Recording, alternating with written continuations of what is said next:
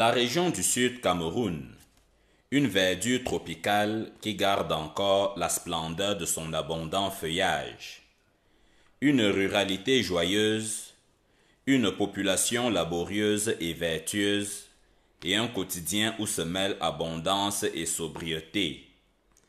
La reluisance du décor de cette partie australe de notre pays est certainement ce qui a persuadé les grands de cette république de choisir la localité de Mengon, joyeux faubourg du Dja-et-Lobo, pour accueillir cette cérémonie solennelle de lancement officiel des méga-sessions de formation des jeunes au métier du cacao.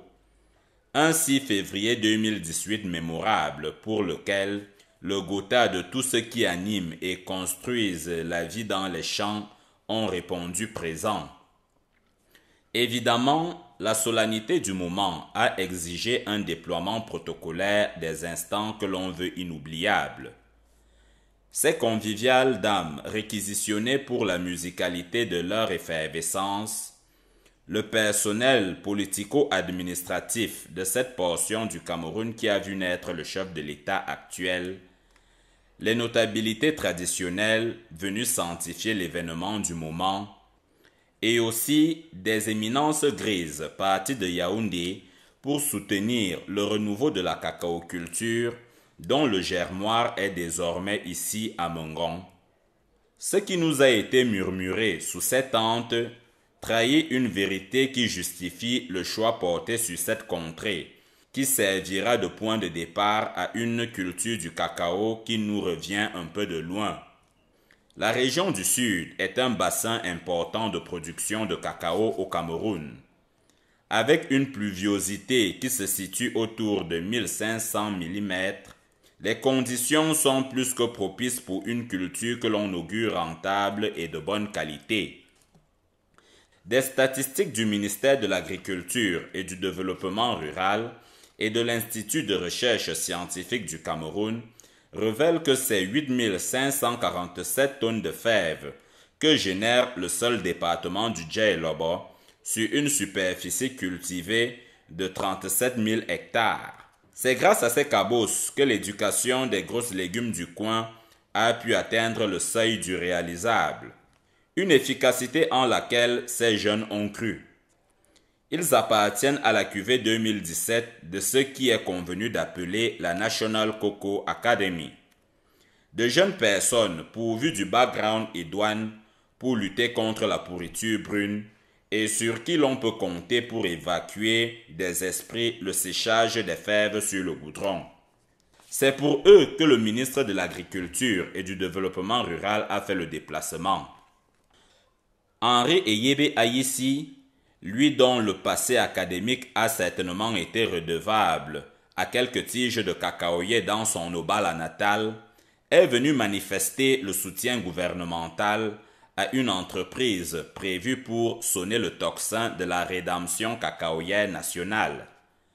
Les chiffres de l'or brun sous le ciel camerounais suscitent des grincements de dents depuis quelque temps.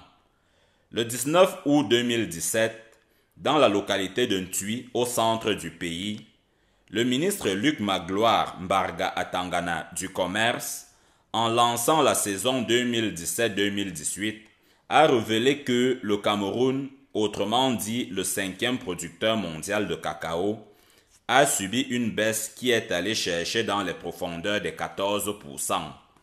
Dans le langage des fèves, cela veut dire simplement que la chute a atteint les 38 000 tonnes. Ici à Mengon, voici l'unité d'élite, parée pour sauver les cacaoyères des imminents déficits. Il a aussi fallu convier le soutien nécessaire du grand barbu pour épargner les plantations des probables dévastations. Monseigneur Christophe Zoua, évêque du diocèse de Sammelima, le révérend pasteur Simon-Pierre Ngomo de l'église présbytérienne réformée du Cameroun et un public riche en têtes couronnées qui a fait chorus pour annoncer les nouvelles couleurs du Made in Cameroun en mode cacao. La question de ces jeunes que l'on implique dans les vergers est en effet une préoccupation transversale à laquelle sont conviés plus d'un ministère. Ils étaient donc 4 chefs de département ministériels venus découvrir et humer la beauté de la senteur bucolique méridionale. Zachary Pérévette de l'emploi et de la formation professionnelle, Mounouna Foutou de la jeunesse et de l'éducation civique, Luc Magloire Mbarga Atangana du commerce et bien sûr le maître des séants, Henri Eyebe Aïssi de l'agriculture. Elle finira donc bien par arriver, la phase des discours. Celui qui ouvre le bal est le maire de Myoumesala, Christian Mbiamfou, tout en remerciant le pouvoir de Yaoundé, grâce à qui la commune qu'il dirige est devenue le technopôle de choix du cacao au niveau national, a assuré que les populations au nom desquelles il parle veillera sur cette pépite avec un dévouement que l'on attend de tous ceux qui accordent de la considération au leitmotiv des grandes réalisations. Ensuite, il y a eu le temps des récipiendaires, d'enthousiastes personnes qui sont revenues sur les différents modules d'enseignement qui leur valent aujourd'hui une louable consécration de professionnels aguerris du cacao et de sa culture. Nous, jeunes Camerounais, avons été formés en production durable d'un cacao de qualité, en bonne pratique post-récolte et surtout en transformation du cacao en chocolat et autres sous-produits du cacao.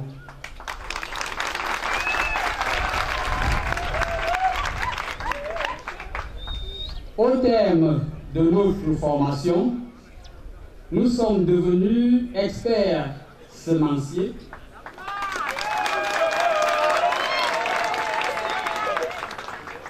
producteurs professionnels de cacao, pour certains et pour d'autres, greffeurs,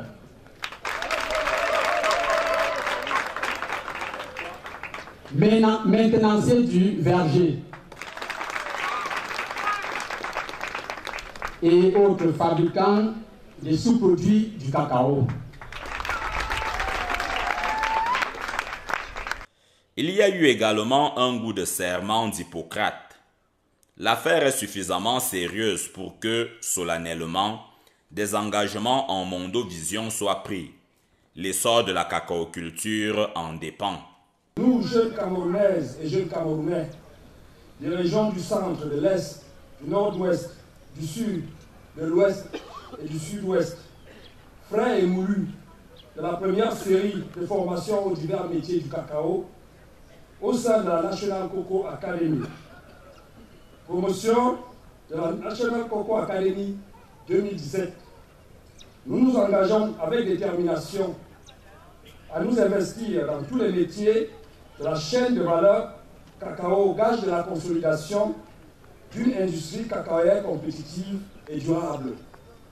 Pour ce faire, nous nous déterminons résolument à observer scrupuleusement les principes concourant à la production durable d'un cacao de qualité. Et donc, le dénominateur commun consiste dans la protection intégrée du verger selon les exigences fondamentales suivantes.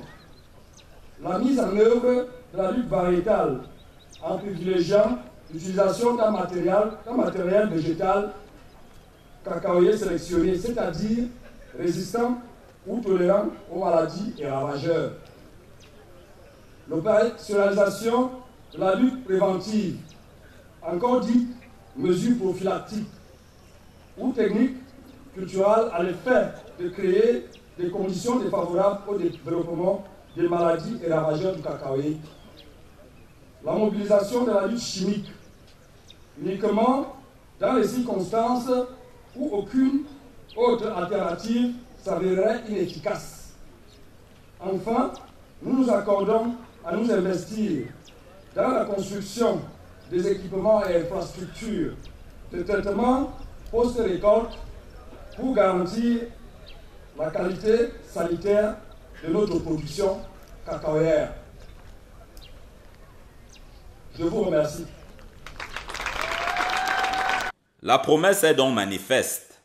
Dans un contexte national où les mauvais usages dans les vergers tirent le succès de l'or brun camerounais vers le bas, il est attendu de ces vélos une implémentation rigoureuse et totale de tous ces enseignements pour lesquels ces 500 jeunes ont passé un temps considérable dans cette région du Sud. Vous avez parlé d'enseignement, on y est déjà. Vous vous demandez certainement pourquoi l'aspect de la formation est abordé alors qu'aucun formateur n'apparaît sur votre écran. Ils étaient là pourtant, ces savants majoritairement camerounais dont la cérébralité a servi à consolider le potentiel technico-instructionnel des apprenants. Je vais me permettre de vous présenter ceux qui ont formé ces jeunes. Nous déployons deux types d'activités. Les activités liées à la révolution des mentalités et les activités liées au changement technique. Donc, s'agissant de la révolution des mentalités, nous avons M. Aka Jean Petit, expert en développement, démarche participative,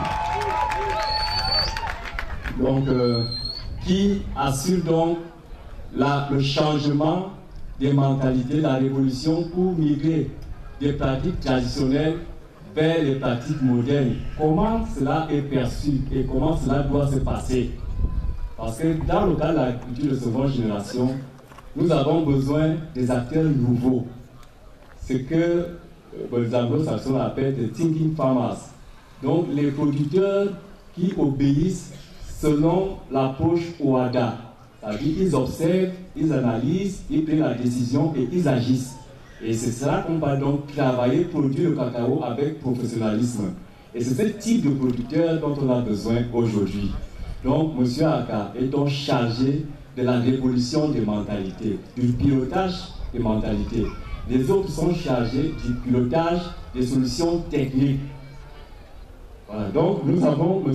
Egal Balister, ingénieur des eaux et forêts, qui s'occupe de la promotion de la diversification à l'intérieur des champs de plantations cacaoyères. Donc, qu'est-ce qu'on doit associer aux cacaoyers? Nous avons le professeur Mondezé Antoine, le premier chimiste pédologue camerounais, ancien doyen de la faculté agronomique des sciences agricoles de Tchad, qui a eu donc à développer les capacités et les compétences des jeunes en matière de sélection du sol. Quel sol est approprié pour créer une plantation cacaoyère? Parce qu'aujourd'hui, il n'est plus question de créer des plantations comme le faisaient nos grands-parents. Il faut créer des plantations modernes. Et tout commence par la sélection et le choix du site. Nous avons M. Nyate Martin, spécialiste des indicateurs géographiques. Nous avons intégré ce module parce que dans le contexte actuel, avec tous les défis que pose donc l'économie cacaoyère mondiale, il est question de faire la qualité et la qualité génétique. Nous avons par exemple le port de Penja qui fait partie des indicateurs géographiques aujourd'hui, et nous voulons que dans le cas de l'agriculture moderne, que les jeunes puissent également identifier dans leur zone les variétés qui peuvent faire de, n'est-ce pas, le label, donc construire des labels à partir de ça. Donc M. Nyate est là. Alors, nous avons ici un invité spécial, un Italien du nom de M. Mirko Della Vecchia. Monsieur Mirko Della Vecchia est de nationalité italienne. Ceux qui sont réguliers en Italie, c'est lui qui anime la deuxième chaîne italienne en matière de transformation du cacao. Il est donc ce qu'on appelle artisan chocolatier. c'est une référence mondiale parce qu'il combine les compétences d'artisans chocolatiers, les compétences de formateurs. Nous l'avons arraché depuis le Pérou, là où il était donc en train d'animer les sessions de formation en matière de transformation. Donc il va accompagner les jeunes cette année en matière donc de fabrication du chocolat selon les spécificités du Cameroun. C'est-à-dire qu'on pourra avoir le chocolat associé au piment, associé aux noix de coco, aux noisettes, et bien d'autres, des produits locaux qui peuvent donc stimuler la consommation du chocolat à partir de ce qui est déjà connu localement. Voilà. L'autre assurance à laquelle il ne faut opposer aucun doute, c'est la solidité du savoir en mode dose adulte qui a été donné à ces techniciens de la fève et de ses dérivés. Aucun complexe à développer devant un ingénieur agronome manifestement prétentieux. Les produits que nous remettons à la disposition du ministère et du ministère de la Jeunesse aujourd'hui n'ont rien à envier aux ingénieurs agronomes parce qu'ils ont été formés par les mêmes enseignants qui forment les ingénieurs agronomes. Et là, c'était le développement des compétences. Donc, les formations pratiques et notre approche,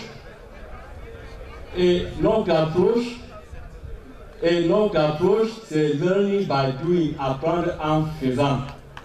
Il y a un objectif qui rend les nuits difficiles sous le landerneau national des Cabos, celui des 600 000 tonnes que le gouvernement de la République s'est fixé.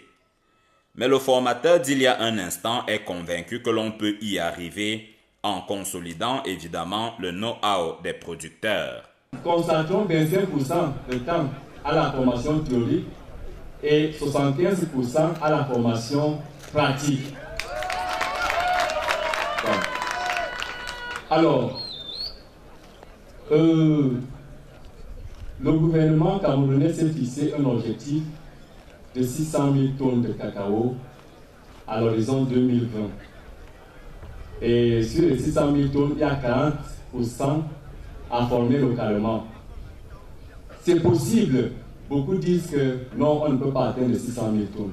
C'est possible. Lorsque j'emprunte un peu le slogan ivoirien, ils disent que sans producteurs formés, il n'y a pas de cacao. Ils ne peuvent pas augmenter la qualité et encore moins la quantité. Mais avec les producteurs formés, ils parviennent donc à relever le niveau de production et la qualité. Et c'est ce que nous ressentons aujourd'hui avec donc la surproduction au niveau international. Celui à qui revient le prochain speech est le patron de ce segment gouvernemental, dont la tâche est de penser à la résolution de l'équation d'une relance de la filière cacao. Henri Eyebe Aïssi a entretenu ce chaleureux public sur les raisons pour lesquelles les jeunes constituent, même à Etoudi, le ticket gagnant dont il faut se servir pour stimuler la résurrection cacaoyère d'ici. Il faut reconnaître que la définition du concept de jeune fait encore débat dans bon nombre d'institutions et organismes spécialisés, nous le savons. Il n'en demeure pas moins une évidence pour tout le monde. Ce que les jeunes sont considérés comme toutes les personnes humaines n'ayant pas encore atteint le deuxième âge, mais ayant déjà tourné le dos à l'enfance. Les personnes humaines n'ayant pas encore atteint le deuxième âge, mais déjà ayant tourné le dos à l'enfance. Au Cameroun, comme en Afrique en général, la frange la plus nombreuse de la population est constituée de ces jeunes. Près de 60% des Camerounais ont entre 15 et 45 ans. Le choix porté sur la cible constituée par les jeunes pour les formations dans le domaine de l'agriculture par la National Cocoa Academy se justifie dès lors. Ce choix correspond à une très haute directive du président de la République, son Excellence Paul Biya. Le président de la République, le chef de l'État, avait eu l'occasion de souligner sa préoccupation quant aux mots qui minent ces jeunes compatriotes, en relevant que vous êtes, vous les jeunes, à la fois les acteurs et les victimes de l'exode rural. Le ministre de l'Agriculture et du Développement rural a également rappelé tous les efforts qui ont été nécessaires pour une opération de séduction chez ces jeunes qui rêvent plus de matricules et de fonctions publiques que de terre et d'agriculture. En ce qui concerne l'industrie cacaoyère proprement dite, nous pouvons sommairement relever qu'il y a 4 maillons essentiels. Le maillon de la production primaire, le maillon du génie des traitements post-récolte, le maillon de la transformation et le maillon connexe qui est consacré à la fabrication des équipements de traitement post-récolte. Chaque acteur peut résolument, selon ses atouts, s'investir dans l'un ou l'autre maillon de la chaîne et se réaliser convenablement, comme nous venons de le dire. Nous avons ici une cuvée de représentants des jeunes de la formation 2017. Les 4 maillons ont permis aux Minadères, à travers la National Academy, de mettre au point 16, voire plus, d'aucuns disent 17 métiers dans la chaîne de valeur cacao et actuellement promu auprès d'une masse critique des jeunes, à l'instar de ceux dont nous clôturons la formation. À Mengon, on a beaucoup parlé de fèves et de tonnes de cacao, mais on a aussi beaucoup dansé. L'animation était certaine. Monsieur le ministre a d'ailleurs failli nous révéler ce que signifiait le coupé-décalé en son temps. Malheureusement, Cathy ne lui en a pas laissé le temps. Elle aurait peut-être dû attendre un peu avant de prendre l'enveloppe. Une bonne ambiance qui certainement promet l'aggiornamento du cacao de valeur, du cacao compétitif, du cacao au standing. Encore une assurance que promettent les récipiendaires du jour en même temps qu'ils recevaient leur parchemin. Ce qui m'a amené à prendre part à la formation de la National Cocoa Academy, puisque c'est une institution étatique qui œuvre pour la formation des jeunes Camerounais aux bonnes pratiques de la cacao-culture. Ça veut dire qu'il y a beaucoup de nouveaux métiers qui permettent, n'est-ce pas, à nous jeunes Camerounais aujourd'hui de pouvoir faire face à la concurrence internationale, c'est-à-dire qui nous permet aujourd'hui de faire un cacao de qualité, un cacao compétitif, et dans la mesure où le Cameroun, durant toutes ces dernières années, n'avait plus, n'est-ce pas, produit un cacao qui lui fait honneur au niveau international. Mais nous qui sommes formés aujourd'hui, nous sommes prêts, nous sommes bien armés, mieux outillés pour pouvoir faire face à la concurrence internationale. Pour moi particulièrement, je crois que les enseignements que j'ai reçus de cette institution me permettent aujourd'hui de compter sur moi-même et de compter avec l'État du Cameroun pour, n'est-ce pas, faire rayonner les couleurs de notre chère nation dans le Conseil des Nations qui font, n'est-ce pas, du bon cacao. Hormis même la production des fèves de cacao de bonne qualité, nous avons aussi été formés pour faire, n'est-ce pas, de la transformation, c'est-à-dire des fèves à la production du chocolat, de bonne qualité d'ailleurs, c'est-à-dire du chocolat bio et d'autres produits dérivés tels que le savon. Je vous parlerai aussi des engrais, de la poudre de cacao, par exemple le Nescao, et cela nous galvanise aujourd'hui et de comprendre que le cacao est un métier qui rassemble un gisement d'emplois. La transformation du cacao et les diverses transformations. Comme pour dire, nous avons suivi une formation qui est rentable pour nous. Donc c'est gagnant-gagnant. On n'a plus besoin de vendre ou bien de faire du cacao, de ce dont on a besoin. Et nous, bon, comme pour dire, nous sommes satisfaits de la formation dont on a suivi. Oui, ce qui m'a motivé à me lancer dans cette formation, c'est parce que vraiment, et ont découvert que la cacao-culture offrait trop d'opportunités aux jeunes, étant l'une des matières premières de bonne qualité. J'ai décidé de me former pour pouvoir acquérir des connaissances et les mettre en pratique si possible. Parce que moi, étant responsable d'une coopérative de cacao, il fallait vraiment que je me spécialise pour pouvoir capitaliser les connaissances et les mettre en pratique pour résoudre les différents problèmes de mes coopérants. Bon, à cela aussi, je me suis aussi lancé parce que, sachant que si le gouvernement lance une formation pour les jeunes, effectivement, ils ne vont pas seulement former les jeunes, mais ils vont aussi s'arranger à faire ce que les jeunes puissent capitaliser, puissent mettre en valeur ce qu'ils ont reçu de la formation. Donc pour cela moi je dis d'abord merci au gouvernement pour nous avoir formés, pour nous avoir imprégnés dans la lutte contre le sous-développement.